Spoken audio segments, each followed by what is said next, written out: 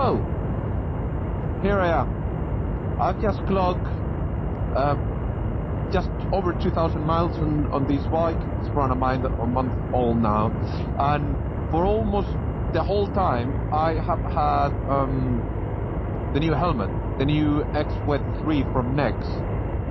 So now that I've done some proper miles with it, to do a bit of a quick review, not much in detail. If you want more details, just Nexx has a lot in their website. You can ping me a message. So I'm not going to go into technical details because all of those are in the website, and if I start listing them, I'm probably going to get them wrong. So I'm not going to do that. I'm just going to speak about my experience. So, well, let's crack on. So, got several helmets, Nexx helmets, as you know, but this so far, I have to say, is the best one of all of them. They've really raised the bar. So, why? The peak is even more aerodynamic, but also it's super flexible. I don't know what it is made of, but what that means is that if you hit stuff with it, it's not gonna crack. The previous ones were a bit more hard plastic, so more prone to crack if you were off-roading with them. This one, I've been doing some green lanes and road riding, and it's so flexible that you wouldn't break it; it would just flex. That also means that if you hit something, it's not gonna push your head in different directions. It's going to help with that, so it would help when, in the case of an impact. More things that I would say. This helmet hugs you. Genuinely, I mean, the padding inside is next level padding. It's super soft, super comfy. I don't know what to say. It's my size. It's an extra large, that is what I wear in every single helmet, but it feels like if it was bigger.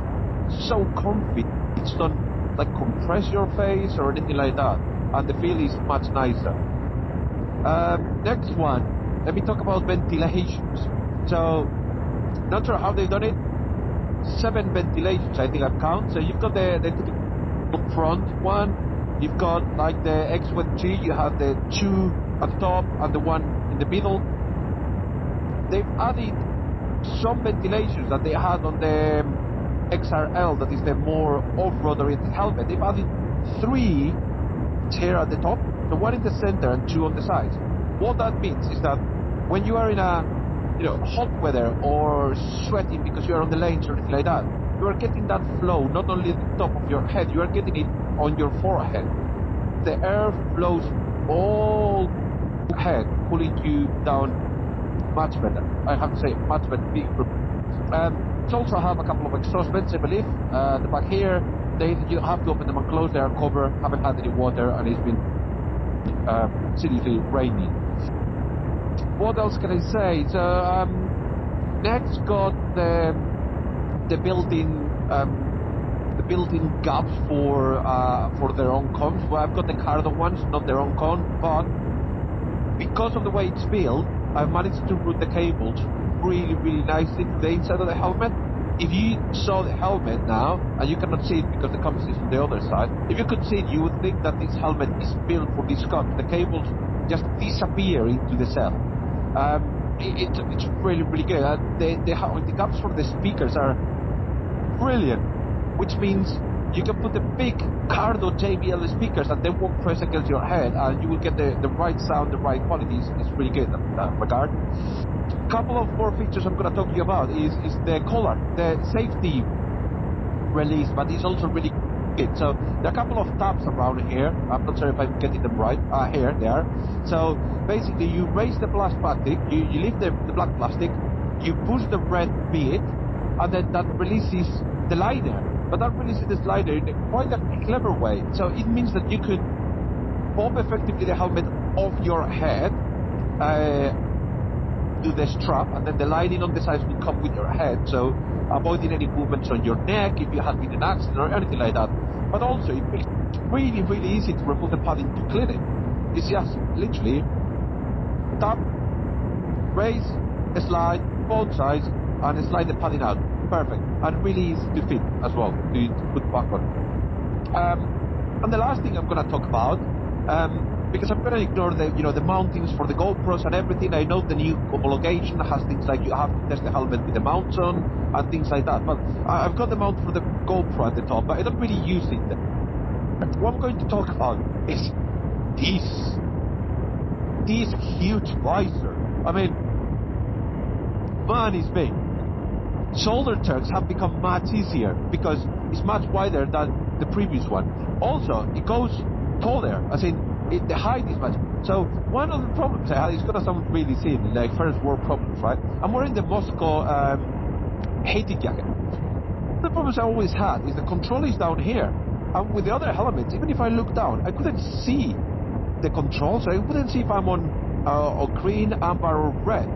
Now I can see it perfectly. I can even see where my jacket ends. So that tells me how much lower the visor goes, but also how much higher, giving me so much visibility on the road, but also on the lanes. It just means less neck movements, less up and down when I want to try to look at the screen or sat nav or look up. It just makes the whole thing more comfortable and safer because you can see more effectively. What else can I tell you about the helmet? There are a few other features, but they're not as groundbreaking. So the helmet comes with a sun visor, really easy to slide up and down here. Same that on the XWED3. Really, what I like about these visors is they're not too dark.